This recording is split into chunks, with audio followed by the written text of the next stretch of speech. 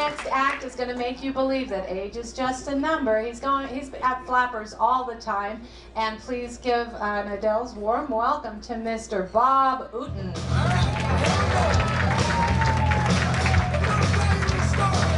Thanks, Colleen. I am Bob Ooten. Yeah, I'm nearly 80 years old. Yeah, I may be the oldest person in the room, but if not, I'll just wait. Being the oldest person in the room can be kind of intimidating, but it really shouldn't be intimidating for me because by tomorrow, I won't remember this event. Now, my wife and I rent old-time movies, and we watch them, and we know the title, and inevitably, 20 minutes into the movie, one of us will say, "I think we've seen this movie before." But we keep watching it because neither of us can remember how it ends. Double-handed, huh? You know, at my age, I'm really happy to be here. Actually, I'm really happy to be anywhere. Stand-up comedians need comedy buddies, and my wife, who's here, agreed to be my stand-up comedy buddy. And I'm thinking, you know, that's all I need, another venue for her to tell me what to do. So she did type up my scripts, at least initially. She typed up my scripts, and so I said, "You can't be my stand-up comedy buddy, but you can be my secretary." The next day she became my moving man. I found half my scripts, well, I only had one at the time. I found half of my script, all my clothes, half my clothes out on the front lawn. You know, I went to the DMV recently to get my driver's license renewed. And they asked me, would I be an organ donor? And I thought, that's a stupid question. They know my age. They can look at me and probably realize that my organ warranties are expiring. I know for a fact my Happy Place faucet organ warranty is expiring. You know, it's turned my Happy Place faucet turned into a sprinkler, and now it's a drip irrigation system.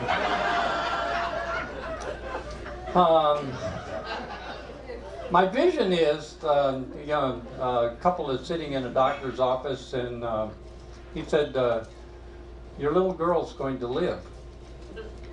We've just found this heart from a 79-year-old man on the organ donor clearance rack. But she probably shouldn't think about college." Now, at my age, a lot of my friends are passing away, and that's hard. And it's really rough having to spend all that money on condolence cards. You know, Hallmark ought to give me a senior discount and let me buy them in bulk. My wife, let's see, yeah, my wife and I have been married for going on 55 years.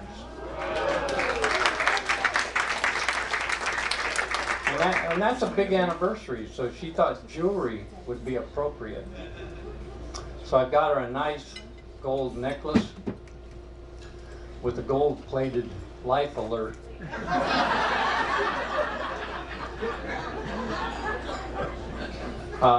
You know, being at our age, we have to begin to think about what we should do if something happens to one of us. And one of my wife's wishes was that she be buried with something that's kept her warm at night. And I'm thinking, oh my God, that poor cat.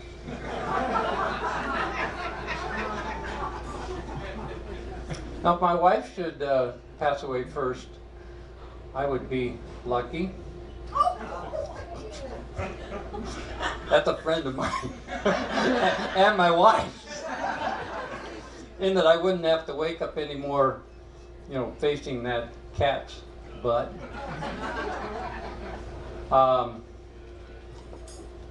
My wife said that if she should pass away first, she would want me to remarry,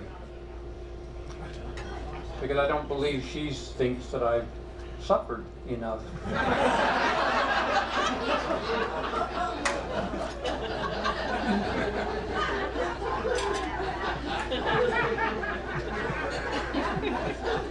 And if my wife passes away first, I wouldn't have to watch porn for women with her anymore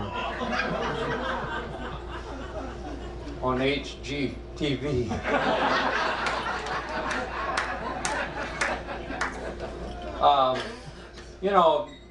When I was growing up, there really wasn't any social media, social media. Forgot where that was going. My social media was two cans tied to a string. Somebody talked in one, somebody not too far away listened in the other. And when I met my wife, there still wasn't much social media. There's 40-some social media dating sites these days. I had to meet my wife in the old-fashioned way, in person. We were in college and we went on a blind date, and like I said, we've been married for nearly 55 years. Now, research shows that married men live longer. Sometimes it just feels longer. Now, research also shows that 90% of women's problems begin with men. So maybe some of you women in the audience can help me with this, and that would be menopause, menstruation. My wife had to help me learn how to say that word. And mental illness. Now I wish I had some notes. I'm old for being a stand-up comedian, and the comedians that I work with, the younger comedians, have said I have to have social media to enhance my career. And they've told me which social media I need. That would be Facebook, Instagram, and Tinder. Well, I'd never heard of Tinder, so I thought I'd better do some research on it. My wife wasn't too happy that I was going to do research on the Tinder website.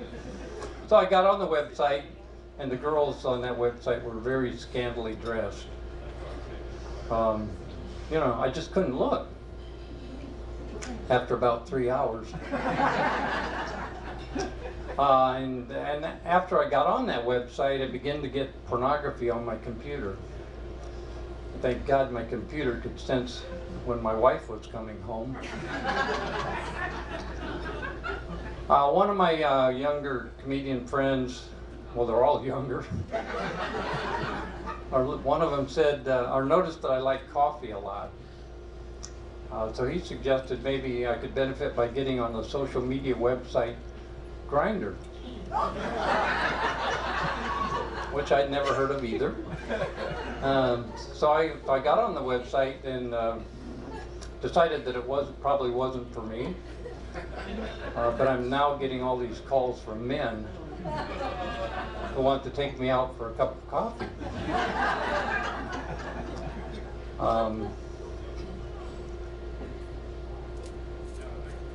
Now I could really use those notes. Knowledge is everywhere. It's on your smartphones.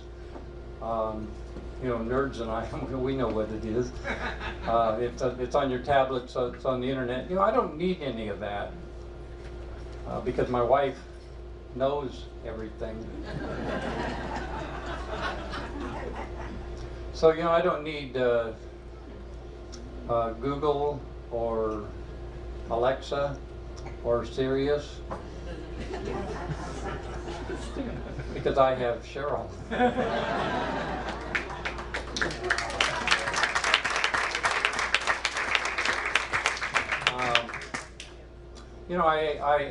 I do exercise a lot. You know, I can't do the things that I used to be able to do. You know, I was a mountaineer when I was younger. I climbed Mount McKinley in Alaska. Today, some days I struggle just to climb out of bed. Now, I watched The Last Comic Standing religiously. One of the comedians was from Iowa, and I'm from Iowa. And he takes the girl to his farm. He probably took each one of them, but and they get out of their pickup. And this joke got me banned at my old workplace. They get out of the pickup and they look around and they see a cow and a bull doing it over in the field. And he said, you know, I'd really like to be doing that. She said, well, she is your cow. I'm Bob Ooten, I'll leave it with that.